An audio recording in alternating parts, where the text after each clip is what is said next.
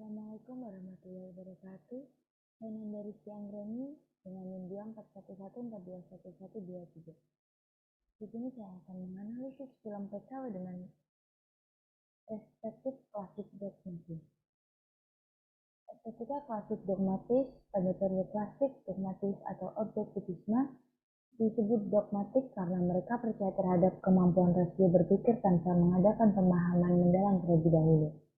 Dalam periode ini, para filsuf membahas estetika di antaranya Socrates, Plato, dan Aristoteles. Para filsuf Yunani klasik mengartikan keindahan di dalam arti yang luas serta di dalamnya terdapat ide tentang kebaikan. Plato menyebutkan tentang watak yang indah dan hukum yang indah. Sedangkan itu muridnya Aristoteles menyebutkan bahwa watak keindahan sebagai sesuatu yang baik dan menyenangkan. Sinopsis film PK. PK atau Amir Khan, sesosok alien yang turun ke bumi dari planet ini tanpa tahu cara berkomunikasi dengan orang bumi.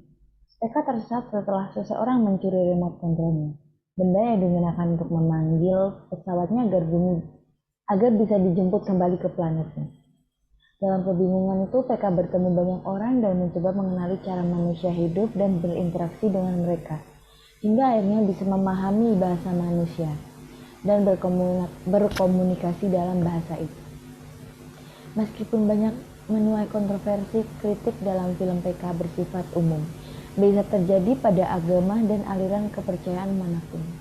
Film ini mengajak kita untuk lebih melihat ke dalam diri kita untuk memahami kembali ajaran-ajaran agama kita masing-masing, sehingga bisa menuntun kita untuk tetap berada di jalan yang benar.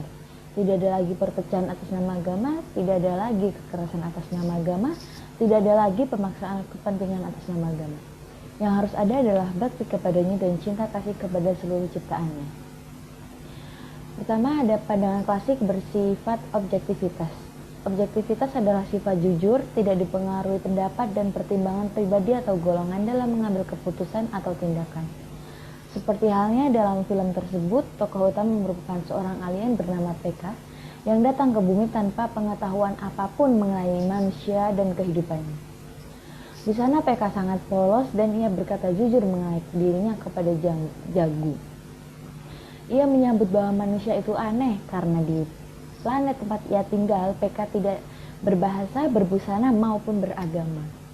Namun ketika di bumi, PK sadar bahwa bahasa itu penting dan Tuhan sebagai entitas pencipta semesta itu ada. Ini adalah salah satu cuplikan scan yang saya screenshot. Yang kedua ada pandangan klasik bersifat metafisik.